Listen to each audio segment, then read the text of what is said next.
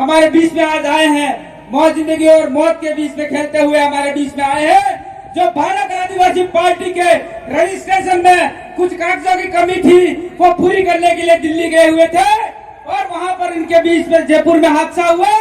वो हमारे बीच में वो शख्स है कांतिभाई रोत, आदिवासी कांतिभाई रोत हमारे बीच में बात रखेंगे। उनको जोरदार तालियों के साथ स्वागत करो दोस्तों।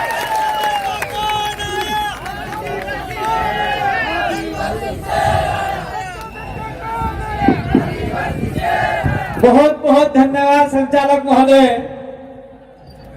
थोड़ा सा मैं बोलूंगा तो तुतलाहट होगी, क्योंकि मैं अभी पूरी तरीके से ठीक नहीं हुआ हूं। तो तुतलाहट था तमें जानते नहीं कि अशोक गहलोत बोले, ये कांतिभाई आदिवासी बोल रहा है। और हमारा एक नेता डूंगरपुर के भी तुतलाहट बोलते, वो भी मत समझना ये नेता है लंबा चौड़ाई। तो कांग्रेस बीजेपी ने क्या सोचा था, पंचायती राज चुनाव के अंदर और थावरचंद के डामर के चुनाव के अंदर ये कांतिभाई आदिवासी और ये टीम लौट के नहीं आएगी, ऐसा गलत। जब तक आपको तोड़ेंगे नहीं तब तक छोड़ेंगे नहीं। तोड़ना किसको पता है? कांग्रेस और बीजेपी को तोड़ना है। और जोड़ना किसको? जो लोग कांग्रेस और बीजेपी में जा रहे हैं, अपने घर को तोड़ रहे हैं, उनको अपने साथ में जोड़ना है। क्या आप लोग जोड़ने का काम करोगे? बहुत बहुत धन्यवाद। एक दूसरी बात और कहना चाहता हूँ, मैं सभी जगह कहता हूँ, दुश्मन लोग काटते क्रियाओं में कहते थे एक तो जातु रेजू, मेरे भाई के लिए जगदीश के लिए बोलते थे एक तो जातु रेजू ने एक ठहाका करे ऐसा बोलते थे। लेकिन मैं आपकी दुआओं का, आपने भी दुआ की कांतिभाई जिंदा रहना चाहिए, बिल प्रदेश के लिए, हमारे लिए, हमारी आवाज के लिए जिंदा रहना चाहिए। तो आपने दुआ की, मैं आपको नमन करना चाहता हूँ। मैं जिंदा हूँ और आपके अंतिम कतरे के लिए लड़ाई लड़ूंगा, चाहे मुझे मौत भी आ जाए, पुलिस की गोलियों से मुझे खून की दे दिया जाए, लेकिन आपकी आवाज बन के हम लोग आगे तक की लड़ाई लड़ेंगे। इसलिए आपको घबराना नहीं है। इसलिए मैं हर कार्यक्रम में कहता हूँ टाइगर अभी जिंदा है, टाइगर अभी जिंदा है। अपने सिद्धू जीतू है, सिद्धू ने है, पर फिर भी मैं उनको डराने के लिए कहता हूँ। मैं धन्यवाद देना चाहता हूँ। मैं कहता हूँ कि ये जो कार्यक्रम हुआ, भैया मेरे 7 मिनट है लेकिन 10 मिनट करना, ठीक है? ये जो कार्यक्रम हुआ उसके लिए ये बीच बीच में हमारे हेमाराम जी बैठे हुए, क्या कांतिभाई अरे हम कल कैसे आवे, ये टोल नाके वाले पैसे मांगेंगे। मैंने कहा जब जब बिल प्रदेश की धरती पे आए हो, वीडियो मैंने जारी किया है, आपसे कोई टोल नहीं लेगा। मैंने वीडियो जारी करके फेंक दिया। और मैं कहना चाहता हूँ, जिस जिस इलाके से आप लोग निकल के आए हो वहां पे 1 भी रुपया नहीं लिया। ये ताकत है हमारी। मेरा बोला कि कोई लेटर नहीं निकलेगा, हमारी आवाज ही हमारा आदेश है, हमारा ऑर्डर है। तो हमारी आवाज को भी आदेश ऑर्डर मान लिया जाता है।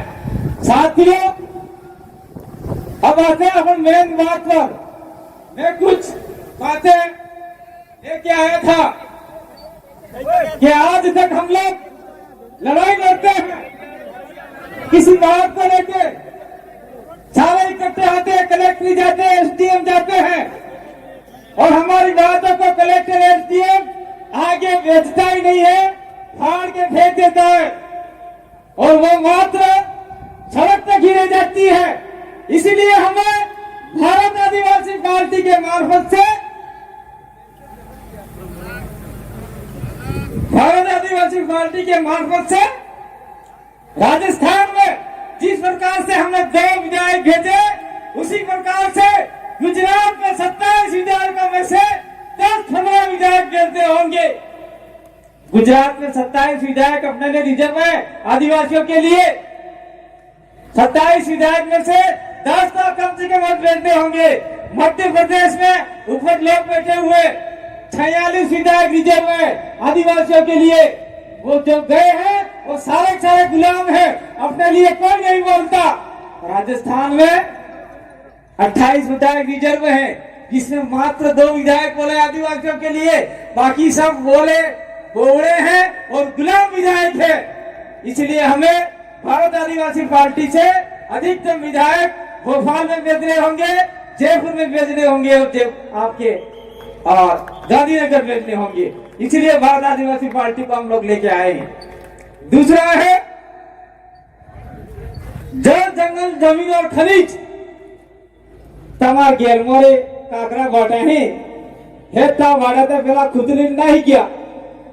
वो सफेद पत्थरों का मार्बल बनता है, टाइल से बनती है, वो करोड़ों रुपये में जाता है।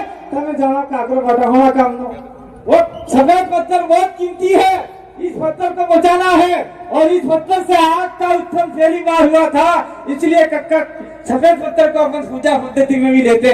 इसलिए खनिज को भी हमको बचाना है। खनिज नहीं बचाओगे तो बहुत बड़ा नुकसान हो जाएगा। और बिल प्रदेश की लड़ाई न तो कांग्रेस लड़ी है, न बीजेपी लड़ी है, न कोई आने वाली पार्टी लड़ेगी, हम ही लड़ेंगे।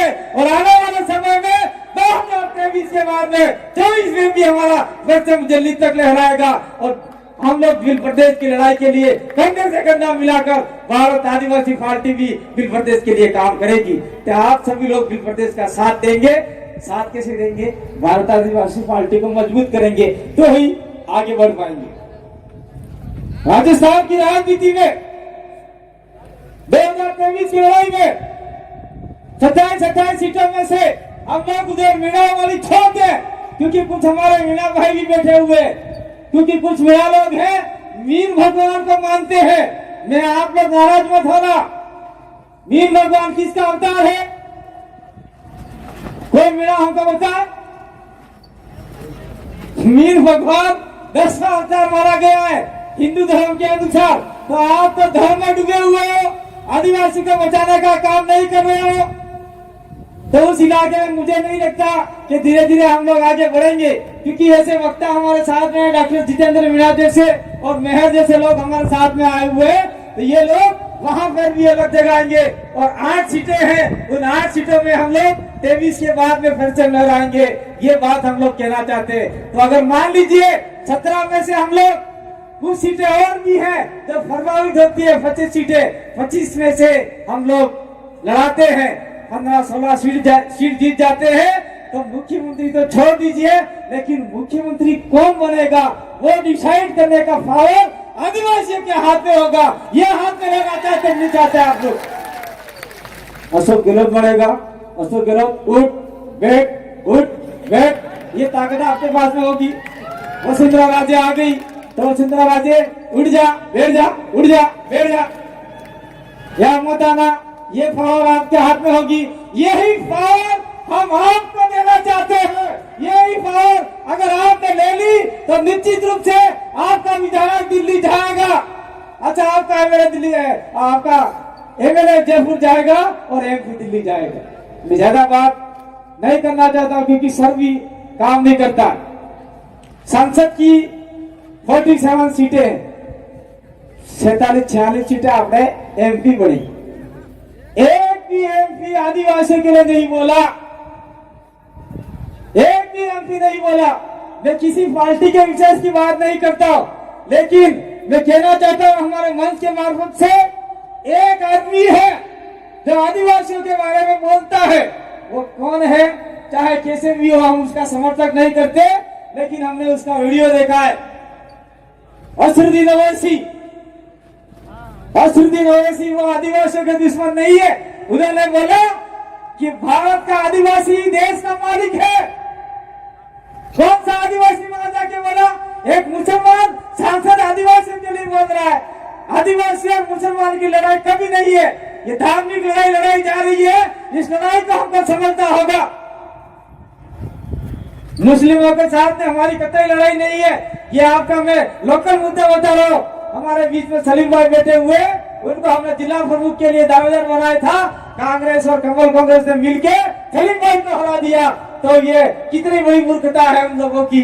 और हमारे लोग आज भी कांग्रेस बीजेपी कर रहे हैं। कांग्रेस बीजेपी छोड़ेंगे नहीं, तो आने वाले समय में हमारे बच्चे कटोरा लेके भीख मांगेंगे भाई। तो ये भीख नहीं मंगवानी है, हमको हमारे समाज को मजबूत करना है। और दूसरी बात मैं इस मंच के मार्फत से कहना चाहता हूँ कि भारत आदिवासी पार्टी व्यक्ति विशेष, धर्म विशेष, जाति विशेष की नहीं, ये लोकतंत्र तरीके से बनी हुई है। उसके अंदर एसटी भी आ सकता है, एससी भी आ सकता है, ओबीसी भी आ सकता है, और माइनॉरिटी तो सारे के सारे बैठे हुए यहाँ पे। फरजाना जी ने अभी माला पहनाई, फरजाना जी का स्पीच था लेकिन लेट आए। तो ये सारे लोग, जो भी मैं कहना चाहता हूँ, जो लड़ाई लड़ाना चाहते हैं, भाषण में जो आपके मुसलमान है, जो इस इलाके में आपके प्रदेश में जितने मुसलमान है, अगर आदिवासी के साथ में कंधे से कंधा मिलाकर चलोगे तो निश्चित रूप से आपके साथ में कोई अत्याचार सोचना चाहता ही होगा। ये हम लोग यहाँ से मना करना चाहते हैं। एसी को भी कहना चाहते हैं कि आपको गोलियों से उजाड़ा जाता है, मटके से पानी पीते हैं तो आप लोगों को मारा जाता है। निश्चित रूप से आप लोग हमारे साथ में रहोगे तो आप लोगों को भी हम लोग शोषण अत्याचार से मुक्त कराएंगे, आजादी दिलाएंगे। और ओबीसी को क्या आरक्षण है इस इलाके में? मैं ओबीसी के लिए कहना चाहता हूँ, आप लोगों की वजह से ही सब नुकसान हो रहा है। इस इलाके में ओबीसी को कोई प्रावधान नहीं है। अगर आप लोग हमारे साथ में कंधे से कंधा मिला के चले तो संविधान के अंदर जितना भी राइट्स दे रखा है उसको हम लोग इम्प्लीमेंट कराने का काम करेंगे। हमारे एकमात्र विधायक राजकुमार रोज जी ने ओबीसी के लिए बोला, ओबीसी अन्य पिछड़ा वर्ग के लिए। और मैं अंत में ज्यादा समय नहीं लूंगा क्योंकि अपना तफीदार के मन को बफाई जेव लागे, तो बेचार वक्ता बीजा है बोला वाला, सबकी बात सुन के जाना और कसम खा के जाना। जितने भी लोग आए हैं अपने पूर्वजों की कसम खा के जाना, अपने मतरों ने कसम खाई जा दो, जरा जरा मानो और सम खाई जा दो। आज तक की मार घेर माते कांग्रेस बीजेपी ने झंडा नहीं लगे लगा कसम खा। हाथ उठा करो, हाथ उठा करो, हाथ फैलाने करता वाला ओढ़े फैला हुआ भैया। कांग्रेस बीजेपी का झंडा मेरे घर में नहीं होना चाहिए। ये कसम आप लोगों ने खाई है और ये कसम खाने के बाद में अगर आपने लगाया तो तुम्हें जाना हो थवानु है।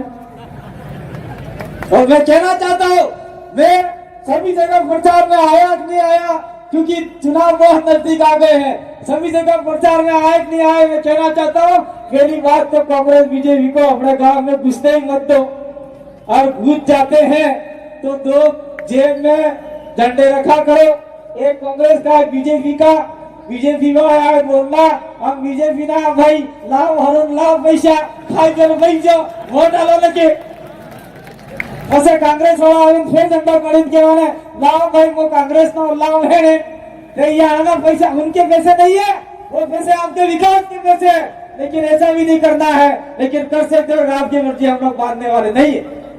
तो आपने हमारी बात तो सुना, मैं आपके बीच में प्रकृति की दुआ से, आपकी प्रार्थना से आपके बीच में जिंदा वापस लौट के आया। इसीलिए एक बार पूरा आपको दो हाथ जोड़कर नमन करता हूँ, धरती माँ को नमन करता हूँ, आपको नमन करता हूँ। आपकी ताकत थी जब मुझे मौत के मुंह से बाहर निकाल के लाई, और इस मौत के मुंह से बाहर निकाल के लाई तो निश्चित रूप से मैं आपके लिए लड़ूंगा, आपके लिए मरूंगा, लेकिन पीछे नहीं हटूंगा। बहुत बहुत धन्यवाद। आभार, जोहार।